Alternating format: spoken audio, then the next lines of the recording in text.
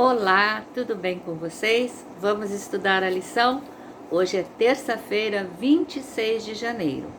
Nós estamos estudando no livro de Isaías esse trimestre e essa semana especificamente nós estamos estudando o Nobre Príncipe da Paz.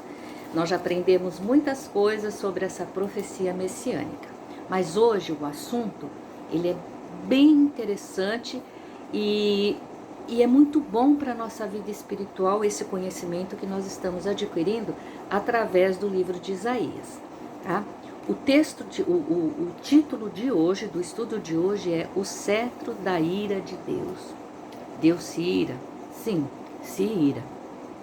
E esse contexto todo acontece no capítulo 9, nos versos 8 até o capítulo 10, dos versos de 1 até o 34. Por favor, meus queridos, vou repetir para vocês, vou insistir. Estudem, leiam todo o texto.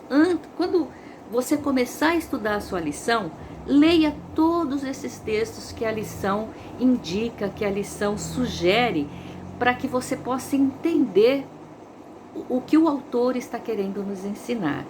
Obviamente, o que Deus quer nos ensinar. Tá? E aqui fala sobre a ira de Deus, o castigo que o povo de Israel e de Judá acabou sofrendo porque se rebelou contra Deus, porque foi procurar, em vez de buscar a Deus, lembra que o rei Acaz, em vez de ele buscar a Deus, ele procurou se associar ao rei da Síria. Isso trouxe sérias consequências, não só para ele, como também para o povo de Israel. Então eles acabaram consultando o espiritismo, consultando médios, consultando o ocultismo, se envolvendo em idolatria e obviamente se afastando de Deus. E por que será que Deus ele demorou tanto para... Deus não poderia destruir o povo assim, num minuto, que a Síria destruísse completamente a nação de Israel? Poderia, mas a palavra de Deus nos ensina que Deus nunca teve a intenção de nos destruir, que o objetivo de Deus é nos salvar, ainda que nós passemos por sofrimentos para aprender. Mas o objetivo do Senhor é sempre nos salvar. Ele não tem, lá no livro de 2 Pedro, na carta de 2 Pedro, no capítulo 3, no verso 9, fala que Deus, que Ele não quer que ninguém se perca, mas que todos cheguem ao arrependimento. Então nunca se esqueça disso.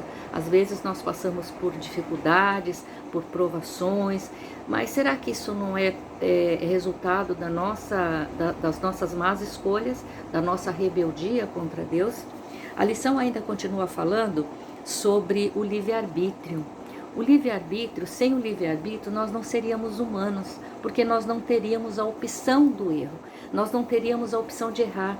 Nós amaríamos a Deus ou escolheríamos só o certo, quer dizer, não escolheríamos, nós faríamos só o certo, porque não teríamos outra escolha. Então, o livre-arbítrio também é uma forma do amor de Deus. Quando nós amamos a Deus, quando nós escolhemos servir a Deus, fazer o que é certo, nós estamos amando verdadeiramente a Deus e não somente porque nós não tivemos outra opção. Então eu conheço algumas pessoas que têm algumas dúvidas sobre o livre-arbítrio. E a lição, eu vou ler para vocês um textozinho aqui da lição que eu achei bem interessante, que fala sobre o livre-arbítrio, que diz assim, olha, em toda a Bíblia, a realidade do livre-arbítrio, ou seja, a liberdade era necessário, caso contrário, o homem jamais poderia amá-lo verdadeiramente. E a liberdade envolve a opção de fazer o que é errado. E embora Deus sempre busque nos atrair ao revelar seu amor e caráter, Ele também nos permite enfrentar o resultado de nossas decisões erradas, ou seja, dor, sofrimento, medo, conflito, etc. Então, queridos, se você estiver em comunhão com Deus, se você for íntimo do Senhor Jesus, você sempre vai fazer a escolha certa. Nós somos humanos, nós erramos, nós cometemos, às vezes fazemos algumas escolhas erradas, Mas quando nós temos o conhecimento do verdadeiro Deus, do amor de Deus em nossa vida, nós podemos ter a certeza que quando nós nos arrependermos, que é isso que Deus espera de nós, arrependimento, confissão dos pecados e voltar para Ele. Então nós vamos sentir verdadeiramente Deus nos abraçando. No finalzinho da lição tem uma pergunta para reflexão e ela diz assim: Deus já usou o sofrimento em sua vida para afastá-lo de algum caminho errado? Pense nisso. Comigo já aconteceu muitas vezes. Eu acredito que com vocês também. Pense nisso, medite sobre isso e use bem a sua liberdade de escolha.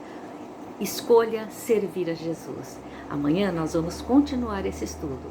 Fique com Jesus e até amanhã. Tchau!